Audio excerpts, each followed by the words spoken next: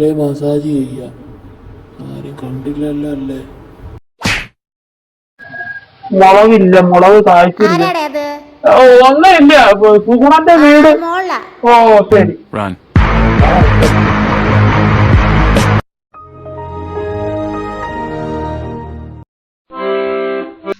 Rich girls in Kerala matrimony.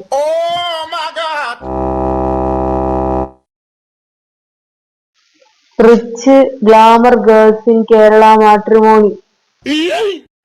പണ്ടാരേന്റെ കറ മുണ്ടയിലൊക്കെ ആയല്ലോ. ഇത്തിരി വാട നാശം പിടിക്കാനുണ്ട്.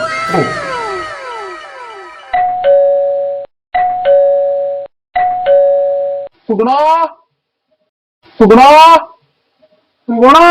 ബ്രോക്കർ ശശി. ബ്രോക്കറാ, ബ്രോക്കർ സുഗുണ. വാ വാ വാ. ഒത്തൊരു പെണ്ണിനെ കിട്ടി. പെട്ടെന്ന് തന്നെ ബൈക്കെടുത്ത് പോരുന്നു. കേറി വാ. ഫോട്ടോ നോക്കിക്കേ. നമ്മുടെ കെട്ടിടം വീട്ടിലെ സുധാകരന്റെ മകൾ രമണിയാ. ആളെ നിനക്ക് അറിയായിരിക്കുമല്ലോ അല്ലേ? അതൊന്നും നമുക്ക് പ്രശ്നമില്ല. പൈസ കിട്ടും നല്ലപോലെ. എന്തോ കിട്ടുമെന്ന് ചോദിച്ചാൽ 1 കോടി സമ്പാദ്യം. 1 കോടിയുടെ സ്വത്താണ് അവർക്ക് കൊടുക്കാൻ വെച്ചേക്കുന്ന അച്ഛൻ. എന്തുകൊണ്ടും നല്ല ആലോചന. ഏത് സൗന്ദര്യം ഓക്കെയാ, പൈസയും കൂടി ഓക്കെ ആണെങ്കിൽ ഓക്കെ. ഈ വീടൊക്കെ വെച്ചപ്പോഴത്തേന് നല്ല കടവായി. അപ്പൊ പിന്നെ അതൊക്കെ ഒന്ന് തീർക്കാനൊക്കെ വേണ്ടിയിട്ട് പാരമ്പര്യമായിട്ട് കൈമാറി വരുന്ന കുറെ സ്വർണ്ണ നിധികളുണ്ട്. അത് ചെറിയ പ്രശ്നമുണ്ട്. പെണ്ണിനാണെങ്കിൽ ഒരു പ്രശ്നവും എനിക്ക് കുഴപ്പമില്ലെന്നേ. കാശ് കഴിച്ചിട്ട് എന്തോ പ്രശ്നം? ഒരു പ്രശ്നവും ഇല്ല. അതൊന്നും കേക്കണ്ട. കല്യാണം കഴിയുമ്പോ അതൊക്കെ അങ്ങ് നേരെ ആയിക്കോളും. ചെറിയ പെൺപിള്ളാരല്ലേ. കുഴപ്പമില്ല, ഞാൻ നേരെയാക്കി കെടുത്തോളാം. ചായ എന്തെങ്കിലും കുടിച്ചിട്ട്. ഒന്നും വേണ്ട, ബ്രോക്കർ പോയിട്ട് കൃത്യമായിട്ട് ഇങ്ങ് തന്നാ മതി. ഈ ഊണും ചായയൊക്കെ കുടിച്ചിട്ട് അതിനകത്തുനിന്ന് കുറയ്ക്കുന്ന ഏർപ്പാട് ഈ ഉപകാരം എടുക്കത്തില്ല. ശരി, ഇറങ്ങട്ടെ. ഇനി 2-3 വീട് കയറാനുണ്ട്. നീ നിന്റെ അച്ഛന്റെ മോൻ തന്നെടാ. എന്തുവാ നീ വേറെ ബന്ധം നോക്കുമ്പോഴേ നീ വാക്ക് കൊടുത്ത് നിന്നെ വിശ്വസിച്ചു കഴിഞ്ഞ ആ പെണ്ണോ? ചെറുപ്രായത്തിൽ അങ്ങനെ പിള്ളേരാകുമ്പോ കയ്യും കലാശവും ഒക്കെ കാണിച്ചെന്നിരിക്കും എന്നും പറഞ്ഞ് ജീവിതകാലം മൊത്തം എന്നെയും കാത്തങ്ങിരിക്കാൻ അവളോട് ഞാൻ പറഞ്ഞോ? അങ്ങനൊന്നും ഞാൻ പറഞ്ഞിട്ടില്ല. അണ്ണപ്പൻ ചുറ്റിനും നടന്ന സമയത്ത് കല്യാണം കഴിച്ചോളാന്നൊക്കെ എന്തൊക്കെയോ പറഞ്ഞിട്ടുണ്ട്. എന്നും പറഞ്ഞ് അപ്പോടെ അപ്പന്റെ കയ്യിൽ നിന്ന് മേടിച്ച പൈസ അവിടെ അപ്പൻ എനിക്കിങ്ങനെ കാശ് തന്നിട്ട് ഞാനും ചെയ്യാനാ? അത് മൊത്തം ഞാൻ തിരിച്ചു കൊടുക്കും. ഏതാണ്ട് 10-12 ലക്ഷം കുടുവല്ലേ, അത് ഞങ്ങൾ തിരിച്ചു കൊടുക്കും. 1 കോടിയുടെ മുതലാ വരാൻ പോകുന്നത് കേട്ടോ. മിണ്ടാതെ അകത്തിരുന്നു. അപ്പം മരിച്ചു പോയപ്പോഴേ സ്വന്തക്കാരും ബന്ധുക്കാരും ഒന്നും ഇല്ലായിരുന്നല്ലോ. എനിക്ക് കോടികൾ ഉണ്ടാക്കാനുള്ള ബുദ്ധി ഉണ്ടെന്ന് അറിഞ്ഞപ്പോഴേ ആ കളവൻ എന്നെ സഹായിച്ചത്. അത് തിരിച്ച് ഞാൻ പലിശ അടക്കം കൊടുത്തോളാം. ചുമ്മാ മിണ്ടാതെ എവിടെയെങ്കിലും ഒരു മൂലയ്ക്ക് ഇരുന്നാ മതി. അഭിപ്രായം പറയാൻ വന്നേക്കുന്നു. കൊള്ളാവട മോനെ. ഒരു പെണ്ണിനെ കരയിച്ചിട്ട് നീ എന്ത് നേടിയാലുണ്ടല്ലോ അത് ഒരു നിമിഷം നിലനിൽക്കത്തില്ല. അത് നീ ഓർത്തു വെച്ചോ. നീ കാണിക്കുന്നതിനുണ്ടല്ലോ നീ ഒന്നും ഒരു കാലത്തും ഗുണം പിടിക്കത്തില്ലടാ.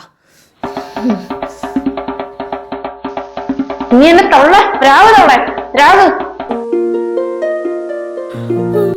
നാശം പിടിച്ചുവിട്. ഇതിപ്പോ 7ാമത്തെ തൊട്ടോ കണ്ടവന്റെ കൂടെ ഇറങ്ങിപ്പോയിട്ട് ഇവിടെ എന്നെ വിളിച്ചോണ്ട് വരുന്നത്. ഇങ്ങനെയുണ്ട് പെണ്ണുങ്ങൾ. ഇത് എന്തുവാ ഇത്? പോലീസ് സ്റ്റേഷൻ കയറി ഇറങ്ങിയോ മടുത്തു. ഈടാ ഒന്ന് അടങ്ങടെ ഇറക്കാം. അവക്ക് അസുഖം ആയതുകൊണ്ടല്ലേ അവൾ ഇങ്ങനെയൊക്കെ കാണിക്കുന്നത്. പിന്നെ അവക്ക് അസുഖം അവളെ കെട്ടിച്ചുവിടാതിന്റെ അസുഖമാ. അവളെ എത്രയും വേഗം കെട്ടിച്ചുവിടാൻ നോക്ക്. മനുഷ്യൻ കൂട്ടുകാരൻ നാണക്കേട് പറഞ്ഞു ഞാൻ നാണം കെട്ടിരിക്കുവാ. നിന്റെ പെങ്ങൾക്ക് എന്തോ എന്നും കുന്നി ആക്രി പറക്കാൻ നടക്കുന്നവന്റെയും ബംഗാളികളുടെ പോകാനേ സമയമുള്ളൂ എന്നും പറഞ്ഞ് ഇവിടെ ചവിട്ടണം. ഇവിടെ ചവിട്ടി കൊല്ലണം. ഇവിടെ വേഗം പിടിച്ച് കെട്ടിച്ചു വിടാൻ നോക്കൂ. പിന്നെ കെട്ടിച്ച തന്നെ ഇവരെന്നെ കട്ടിച്ചു വിടുമെന്ന് പറഞ്ഞിട്ട് പഠിച്ചില്ലെങ്കിൽ 10ാം ക്ലാസ് തോറ്റാ കെട്ടിച്ചു വിടുമെന്നും പറഞ്ഞിട്ട് ഞാൻ 10ാം ക്ലാസ് 3 വട്ടം തോറ്റ്. എന്നിട്ട് ഇവരെന്നെ കെട്ടിച്ചു വിട്ടിട്ടില്ല. ഇനി ഞാനായിട്ട് ഒരെണ്ണം കണ്ടുപിടിച്ച് ഞാനായിട്ട് ഇറങ്ങി പോകുമ്പം പിന്നെ അവിടെ നിന്നെല്ലാം പിടിച്ചു വലിച്ചോണ്ട് വരുവാ. എത്ര കഷ്ടപ്പെട്ടാണെന്ന് ആ ബംഗാളി ചേട്ടനെ ഞാൻ സെറ്റാക്കിയത്. അതും പോയി. ഞാനിപ്പോൾ ബംഗാളി ചെന്നിട്ട് ബംഗാളി ചേട്ടൻ്റെ അമ്മയുടെയും കൂടെ സുഖമായിട്ട് ജീവിച്ചേനെ. ഉടനെ പിടിച്ചുകൊണ്ട് വന്നേക്കുവാ. ഇവിടെ കൊല്ലണം ഇവിടെ. ഏടാ നീ ഒന്ന് അടങ്ങടെ ഇറക്കാ.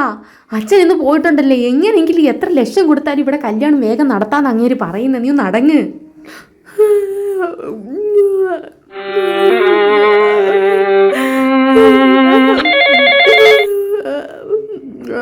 Phone hello സമ്മതിച്ചോ? എത്രയും വേഗം ഒന്ന് കെട്ടിച്ച് വിട്ടാ മതി. ആ നാളെ കാണാൻ വരുവോ? ആ ശരി ശരി. എന്റെ പ്രാർത്ഥന ഈശ്വരൻ കേട്ട് ഒരാഴ്ചക്കൊക്കെ എല്ലാം നടന്നാ മതിയായിരുന്നു ദൈവമേ.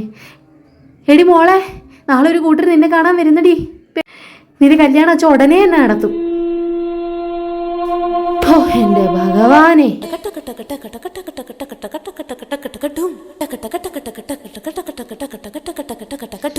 അമ്മ എന്നെ ഇഷ്ടമായോ? പറ എന്നെ കല്യാണം കഴിക്കോ? പറ. കഴിക്കും. കോട്ടയത്തുകൊണ്ട് സിനിമ കാണിക്കണം. വെള്ളയിൽ മഞ്ഞപ്പൂക്കളുള്ള സാരി മേടിച്ചു തരണം. താജ്മഹലിന്റെ മുന്നിൽ നിന്ന് ഫോട്ടോ എടുക്കണം. പാട്ട് പുസ്തകത്തിലെ പാട്ട് പാടിത്തരണം. പറ്റുമോ? പറ. പറ്റും. ചെയ്യാം. ചെയ്യാന്ന്.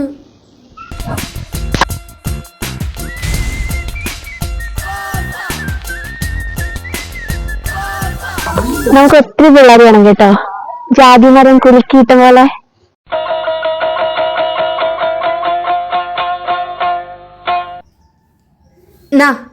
തിന്നോ.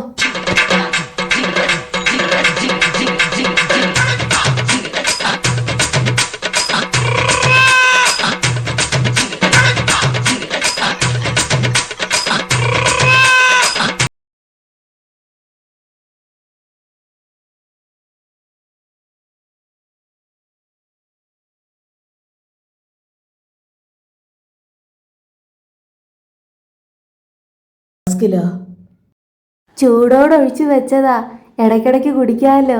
ആ ഇരി.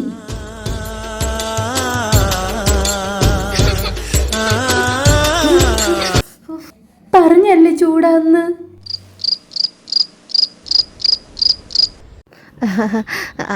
അല്ല, പേരെന്താ വിളിക്കണ്ട? പേരെന്തായിരുന്നു? ലീലാകുമാരി. ആരെന്താ വിളിക്കണ്ടേ? ലീലയെന്ന് വിളിച്ചോ? സജുവേട്ടനും മജുവേട്ടനും സഞ്ജിഷേട്ടനും രഞ്ജിഷേട്ടനും എന്നെ ലീലയെന്നാ വിളിക്കുന്നത്. പ്രവീണേട്ടൻ എന്നെ ലാ എന്നാ വിളിച്ചത്. അല്ല, അതൊക്കെ ആരാ? അവരൊക്കെ എന്റെ പഴയ കാമുകന്മാര്. എല്ലാരും പേടിച്ചോടി. എന്താന്നറിയത്തില്ല, അടുത്ത് കഴിയുമ്പോ എല്ലാരും ഓടും. ചേട്ടനോടല്ലേ?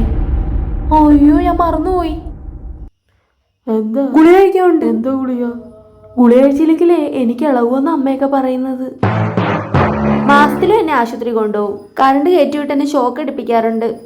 മൂത്ത് കഴിഞ്ഞാലേ അങ്ങനെ ചെയ്യണോന്നാ. വട്ടാണല്ലേ?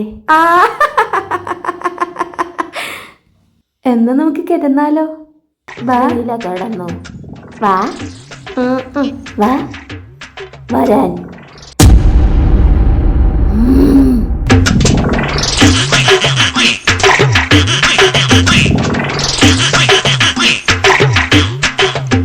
എന്റെ കല്യാണം കഴിഞ്ഞു, ഞാൻ സിന്ദൂരമിട്ടു. Hi hi hi hi hi hi hi hi hi hi hi hi hi hi hi hi hi hi hi. അയ്യോ എത്ര വീടുകളാ! ഈ വീട്ടിലെല്ലാം ഓരോ ചെക്കന്മാരുണ്ടെങ്കിൽ എല്ലാ ചെക്കന്മാരും കൂടെ ഞാൻ ഒളിച്ചോടി പോയതിന്റെ ദൈവമേ. ഏതാണ്ട് കൂടിയനവാ. അവനത് തന്നെ വേണം, അത് തന്നെ വേണം.